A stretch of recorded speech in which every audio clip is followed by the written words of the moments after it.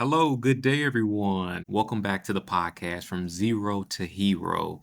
This is the only podcast where we are challenging the status quo and exploring some good ideas about pushing some boundaries to get us moving forward. Today, I'm your host, Tony Mudd, and I am super thrilled that you are joining me today. Okay, so I have something special for you. So today we're going to take a deep dive into a topic that is simple, but a lot of times misunderstood.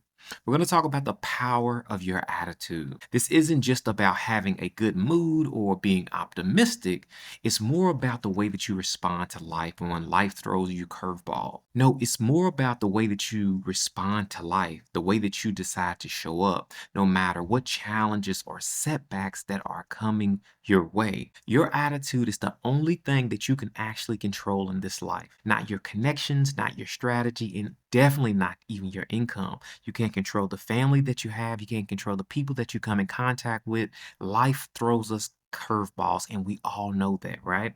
But the way that you smile back at life, the way that you approach tough times, that's what makes you or even breaks you. Most of us think that we can control a lot of things in our life, and it's you can't control your time, you can't control who you meet, you can't control who you know, you can't control the opportunities that come your way, or even how people treat you. You can have the best strategy, the perfect plan, and still things can go sideways. While you can't control what happens to you, you can control how you react. That's your superpower. Your attitude is the lens through which you see the world. It determines whether you see challenges as obstacles or opportunities, right? Whether you choose resilience over resentment or growth over being stagnant.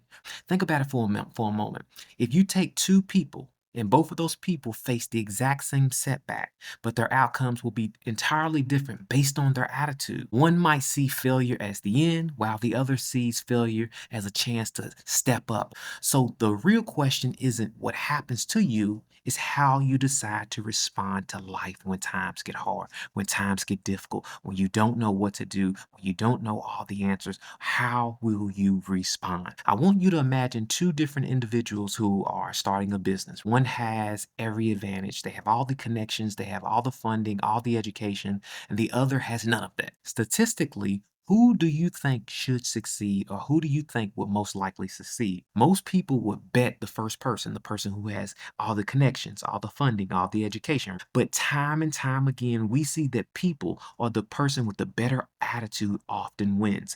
People like people who smile. People like people who are friendly. People like people who are welcoming. People like people who show a genuine interest in them, right? That's what people like. And why is this? Because success isn't about your resources, isn't about your connection, it isn't about your funding, it isn't about your education. This is all about your attitude, your ability to smile back at life. It's about showing up every day with a mindset that says, I can figure this out. I can do this. It's about persistence, gratitude, and the willingness to be able to learn from your failures, the willingness to be able to learn from your setbacks. That's what success is all about. Your attitude shapes your habits. Your attitude shapes your identity. If you believe that every no is just a step closer to a yes, you'll keep going. You'll go further. If you view challenges as a lesson, you'll grow stronger. But if you let negativity and doubt creep in your mind, you will stop yourself from even starting again. That's exactly what you would do.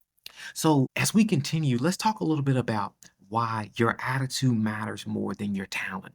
Let me ask you this. Have you ever met someone who was incredibly talented, but they never seemed to really get anywhere? And then there's the person who has average skills, who is thriving. What's the difference? It's the person's attitude. Talent is important, but your attitude is what sustains you. Your attitude is what keeps you going. Your attitude is what keeps you building. When you have a positive attitude, you're more approachable.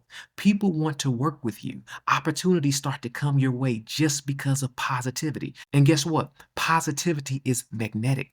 On the flip side, even the most talented people in the world can alienate themselves or alienate others with a bad attitude. Nobody wants to be around a negative person. Think about it yourself. When you go into a place of work, or if you wanted to buy something at a restaurant and the person has poor customer service or they had a bad attitude, you don't want to deal with that person, right? And that's why attitude is so important. Don't get it twisted. Having a good attitude does not mean being fake or ignoring life's challenges. It means choosing to see the bigger picture. It's about acknowledging the tough times, but not allowing them to define you. One thing about attitude that gets missed every single time is that a positive attitude, if you really think about it, really doesn't get glamorized. You really don't see people collecting awards. You don't see people on billboards for the best attitude or people skills. You don't see images of success of how well people respond to life or how well other people make people feel. Everybody thinks success is all about money, titles, wins, and attention. But what is money? What is wins if you have a poor attitude and the people around you treat you like crap, or you treat the people around you like crap? What is money? What is a title? What are wins? What is the attention for? Right? Because you're just going to be a lonely person. And so, as we're talking about this, let's talk about some practical tips to cultivate a positive attitude, especially when you're going through some troubled times or you're going through something that's very difficult and it's very hard for you to push through. So, how do you actually build and maintain a positive attitude? Which is one great question. Number one, practice gratitude daily. Gratitude is one of the simplest and most powerful ways to shift your whole perspective. When you focus on what you have rather than what you lack, your attitude naturally becomes more positive. Why? Because gratitude rewires your brain to notice the good in your life, to notice the positive in your life, to notice the things that are actually in your reality. One thing about gratitude is that it's not about ignoring life's challenges. It's about recognizing that even in tough times, there is something for you to be thankful for. There is something for you to be happy about, basically. When you can see the good amidst the bad, you're not just surviving, you are actually thriving. What will happen instead of complaining about a tough day or complaining about tough times? You start to find small things to appreciate about your experience, small things to appreciate about your work, small things to appreciate in your life. This simple shift can change your entire outlook of your day, your entire attitude about the day. So practice gratitude daily. That is one of the most simple and powerful ways to change your perspective to get you back on track. The second thing that you can do is reframe your setbacks. Setbacks are inevitable. You're going to have some curveballs. You're going to have some difficulty because you're working towards something. And anytime you're working towards something, it's going to come with a lesson. And a lot of times lessons are uncomfortable. A lot of times lessons don't feel good. A lot of times lessons are very hard and they can be destructive sometimes. But here's the thing. It's not about the setbacks themselves that define us. It's how we respond to that setback. It means looking at your failures and challenges as opportunities for you to grow. Hey, how can I grow through this setback? What am I learning from this setback? What is this lesson meant to teach me? Is it meant to give me more patience, more resilience, or is it meant to give me a reminder to plan better? Right? How can this make me stronger? Challenges often reveal the strength that you didn't even know that you had. So what's the next step? Focus on the solutions rather than dwelling on the problems. And sometimes in life, when you are going through setbacks and you are going through challenges, you have to find the people in your life who are for you, the people in your life who can remind you of your wins, who can remind you of why you're doing what you're doing, who can remind you and encourage you to keep moving forward, keep going forward, don't stop. And here's the reasons why. People who can bring evidence and show you, hey, this is why we need you here. This is why you need to go further. This is why you must continue going. People who can bring the evidence of your work, to bring the evidence of your existence, bring the evidence of your experience, and encourage you to keep going and not stop. That's what you need. That's what you have to surround yourself around. You have to surround yourself around good people who are all about helping you move forward, good people who want to see you do better. Which brings me into my third tip. Surround yourself with positivity. Your environment matters. Take a moment to evaluate the people around your life right now. Are they supportive people? Are they encouraging people? Are they uplifting people? Or do they drain your energy? Or do they give you negativity? Or do they give you doubt? Think about it for a second. It's not about cutting people off necessarily. It's about protecting your mental health, your emotional well-being. It's about spending time with those who inspire you. It's about spending time with those who inspire you to be your best self or to find the best version of yourself. Positivity in your environment is not just about people. It's also about what you're consuming, okay? A lot of us like to spend a lot of time on our phones, watching television, what you're watching on on TV, your media. What are you consuming? What are you scrolling through endlessly on social media? What are you comparing your life to? What highlight reel are you watching? We have to be careful about that energy that we're consuming because that energy can shape and groom us. It can groom our habits, in which we know that our habits can groom our identity, which can play on our self-esteem, which can play on our self-confidence. And remember, positivity is contagious. However, negativity is just as contagious. When you surround yourself with people who are positive, you start to reflect and attract others who in your life who are positive.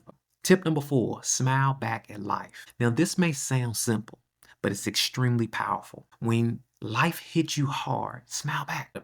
It's not about pretending everything is fine. It's about showing that you are still standing, you are still fighting, and you are still moving forward in your process, in your journey, in your experience to get where you need to go. What if success isn't about how much money you have or how much you achieve, but how you approach your journey, how well you are able to endure your journey? What if the real measure of success is about the ability to maintain a positive attitude, even when times get tough, even when things don't even go your way? What if success is all about the attitude? And that's the secret sauce that we all been missing because we've been thinking that success is about a title, it's about a fan base, it's about connections. But what if it's really about a positive attitude? You know, society a lot of time tells us to hustle, grind. It tells us to strive for more, get better, do this and do that. But what if the secret isn't doing more? What if the way that you show up matters more than what you accomplish? So my final thoughts. Here's my challenge for you today. In this week ahead, focus on your attitude, that one small trait, your attitude. When challenges arise, and trust me, they will, take a pause and ask yourself, how am I going to respond to this? How am I going to move through this? How can I change to move through this? How can I choose gratitude? How can I choose resilience? How can I choose to smile back at life? Because here's the truth, your attitude is your real superpower. It's the one thing that nobody can take from you. It is the one thing that will determine whether you will simply survive or you will truly thrive in your journey. So your attitude is everything. That's it. Thank you so much for joining me on the podcast today, From Zero to Hero. If you enjoyed this episode or you feel like you liked it, please feel free to share it with somebody who you may feel like needs it as a reminder. Also, remember to subscribe and like this video. Until next time, y'all, take care and stay positive. Have a wonderful work week. Peace.